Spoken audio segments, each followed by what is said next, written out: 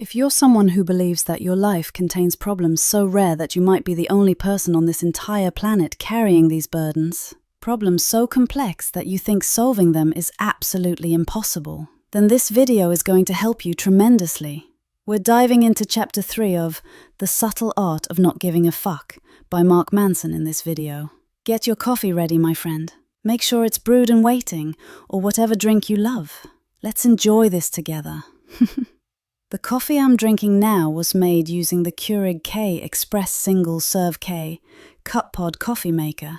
You can buy it using link in description. Welcome to Coffee and Papers, where coffee, music and books come together. I'm your host, Charlotte, and the idea behind this channel is simple. I read books and explain them to you. Not summarize them, but truly break them down. So, if you want to get the benefits of reading without actually reading, subscribe to the channel. Mark Manson continues delivering rich content, just like he did in chapters 1 and 2. In this chapter, he tackles one of the most dangerous and common issues we face. And honestly, this topic hits home for me, because I'm certain you, like me, have dealt with these types of people in your life. Mark illustrates this through the character of his friend Jimmy, obviously a fake name, not the person's real identity. But here's the thing. He says Jimmy was extremely positive. He was always hustling in the business world, working on projects left and right. If you asked him on any given day, "What do you do?" he would shower you with answers. He'd give you the name of some company and say he's their consultant. Or he'd describe some brilliant medical app he invented.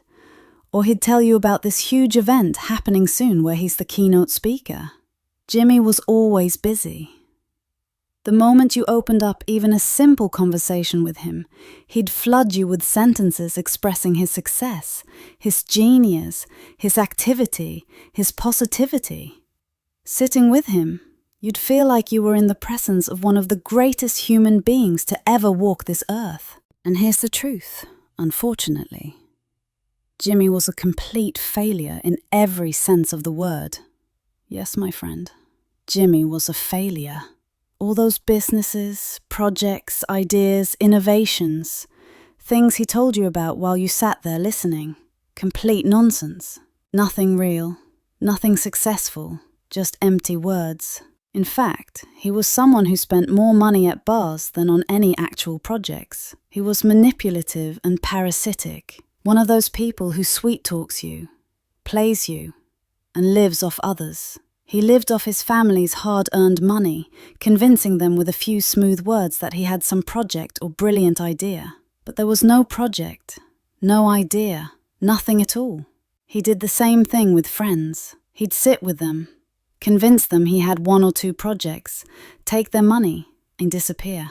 And here's the biggest tragedy. Jimmy genuinely believed his life was on track. He believed everything he did was right, positive even, that it was tremendous success. Just imagine that with me for a second. Mark isn't talking about a fictional character here. Believe me, this personality exists in real life. I'm certain that in your life, you know at least 2 or 3 people like this. There are people who think they're legends when in reality, well, let me just say, they're not even close. Mark says if you had any decency, you'd sit Jimmy down and give him this bitter truth. You'd say, "Jimmy, you think you're successful, but you're actually quite mistaken. You're somewhat of a failure." And what would happen? He'd lose his mind. He'd paint you as the jealous, envious one who can't stand his success. And if you tried to debate him on this topic, he'd add you to his list of haters who don't want him to succeed because they're failures themselves. That's Jimmy, my friend. Mark goes on to explain that Jimmy might be one of those people affected by the self-help craze that emerged in the 1960s. Back then, it was very common to feed people positivity about themselves and call it self-development. They'd plant ideas in your head. And by the way, Stephen Covey talked about this type of self-development in the 7 Habits of Highly Effective People. They feed you thoughts that make you view yourself positively, to the point where you start living in a delusion far removed from reality. The most important thing becomes holding positive thoughts about yourself. I'm successful, I'm talented, I'm innovative, and so on. Never mind your actual reality and what you're actually doing. Is it actually positive? Is it actually successful? No consideration for that. Jimmy genuinely believes in his heart that he's 99.99% successful most of the time. True self-improvement feeds you positivity that actually reflects in your actions. It's what makes you look at your negative aspects and improve them. It makes you acknowledge their existence, admit your weaknesses, and work on them, so that eventually your actions become successful in reality. Real self-improvement makes you examine the negativity within you and the mistakes you've made in your experiences before it makes you look at the positive aspects. That's real self-improvement. But self-improvement that only fills you with positivity about yourself, that type won't create people like Bill Gates or Martin Luther King Jr. It will only create more and more annoying, parasitic specimens like Jimmy. But here's the positive side. The thing that warms my heart. Truth must triumph in the end. No matter how much Jimmy believes he's successful, reality will eventually slap him in the face. Whether you're successful or not, talented or not, victimized or not, the slap of reality will triumph. And that's the most beautiful thing about truth existing in life. I've encountered people like Jimmy. I actually had a manager once who didn't know the ABCs of management. God, I hope this reaches him someday. I ended up submitting my resignation because I just couldn't take it anymore. It wasn't normal. This person lived in such impenetrable delusions in his mind, it was impossible to convince him he was wrong. He had transcended the stage of being infallible. He never made mistakes. Never. He was always right. We were the ones who were wrong. We weren't competent. We didn't work well. Our ideas were destructive. Our plans always failed. We were talking about things that didn't exist in reality, but not him. He genuinely didn't see the amount of destruction he was causing. Yes, destruction. I'm not exaggerating.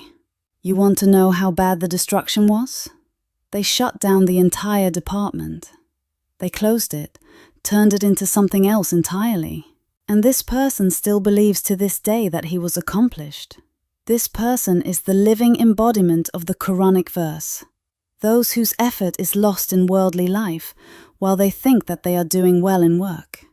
If you're watching this, and you know who you are, the bitter truth is, you're a failure.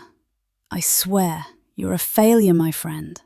If you're living in an environment that deluded you into thinking you're successful, believe me, you're a failure. You were a failure, you remain a failure, and in reality, you're a failure. Am I jealous of you? Sure, absolutely.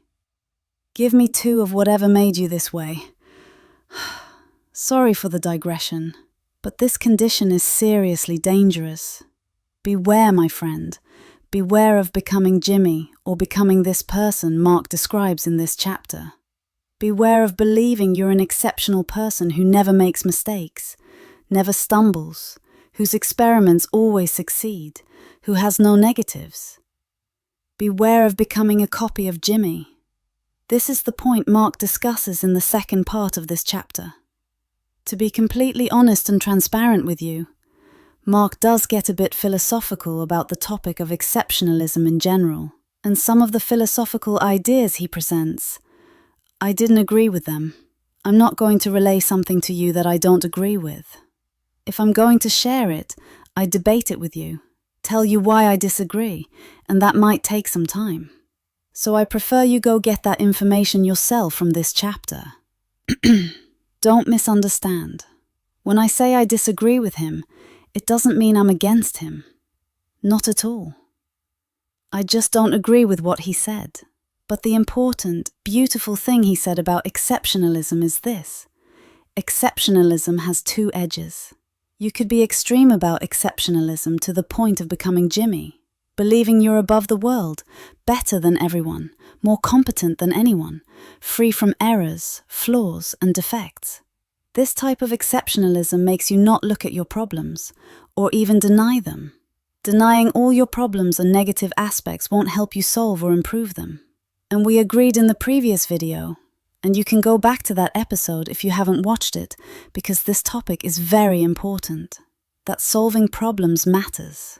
If you see yourself as so exceptional that you view yourself as above your problems or free from them, you won't be able to solve those problems, and you won't achieve the purpose we discussed in the previous video. Okay, we know about Jimmy and his delusional exceptionalism, but what's the other side of exceptionalism?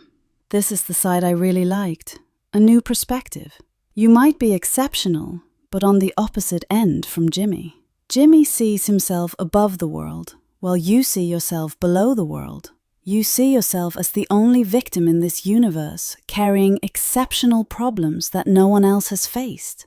Problems so complex that solving them seems nearly impossible. You say, I'm the only one whose life is so complicated and difficult. I'm the only one who, no matter how hard I try to succeed, doesn't have a smooth path like so-and-so or what's his name. You start looking at everyone else's successes and saying they're successful because they don't have the problems you have.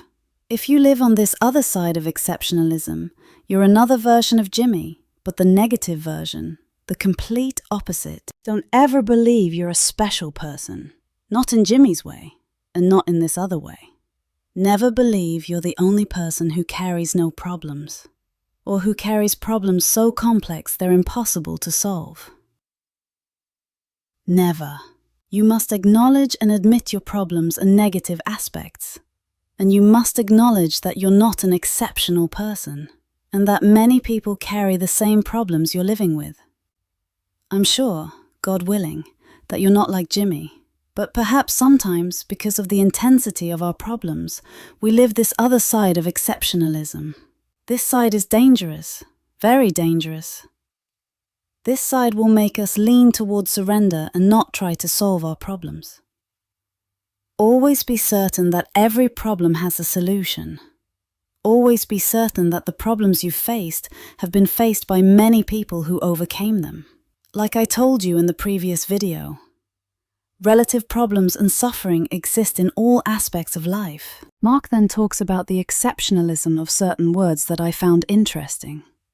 Let me share them with you. He says, today we live in the age of social media, and social media showers us with many messages about exceptionalism.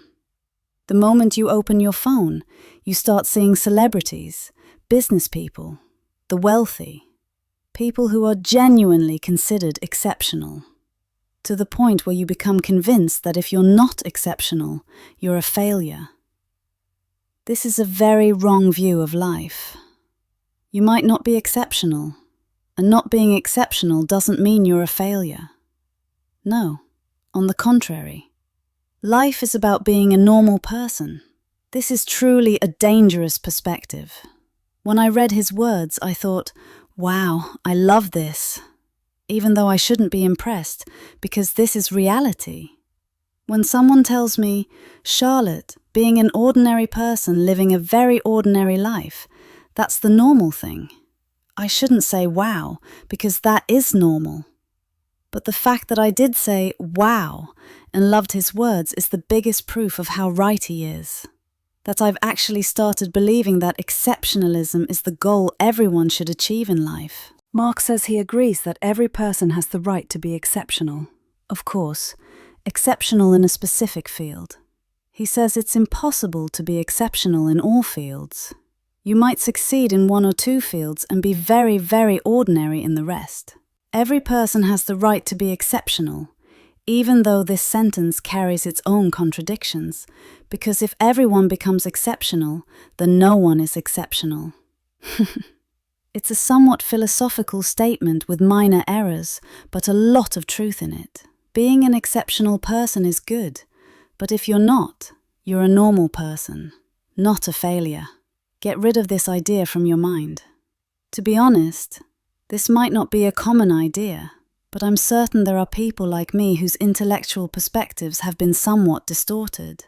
who've started believing that exceptionalism is the goal, or that because I'm someone who wants to become exceptional in life, in some aspect of my life, and God willing, I'll achieve this thing. Let's summarize this chapter's message with these simple sentences. First, beware of becoming like Jimmy. Beware of being someone who doesn't see their problems and negative aspects. Denying all your problems and negative sides will prevent you from solving them, and if you don't solve them, you won't progress in life in any way. Second, be certain there are two extremes. There's the right extreme like Jimmy, and there's another side that also believes it's far below everyone else. Both extremes are wrong. Don't see yourself above the world, and don't see yourself below the world. Never. Third, be certain you're a normal person. Your problems are normal problems. Your suffering exists, and many people live the same suffering and problems you're living through. And yes, they've overcome them too. So as Mark says exactly, you are not special. And always be certain that every problem has a solution. You don't have to be an exceptional person to believe you're successful. You might be an ordinary person, and that's very normal. This doesn't mean you're a failure in any field of life. Don't let social media messages convince you that if you don't live a life like that, you're a person who's missing a lot from their life. Never. You're a normal person, and that's the real and correct truth. This concludes our explanation of Chapter 3 of The Subtle Art of Not Giving a Fuck. See you in Chapter 4, which I think will be quite wonderful because I've read the first 3 pages. And I believe it's going to be even richer than this chapter, God willing. If you enjoyed this chapter's explanation, share it with someone you love. If you enjoyed the effort in this video, the like you give us will help spread this content. And like I told you at the beginning, if you want the benefits of reading without actually reading, subscribe to the channel. Follow us on our social media accounts. You'll find all the links in the description. Your dose of coffee and papers ends here for today. Until I see you next week, God willing, with an even better dose. Thank you for listening, and thank you for your priceless time. Peace be with you.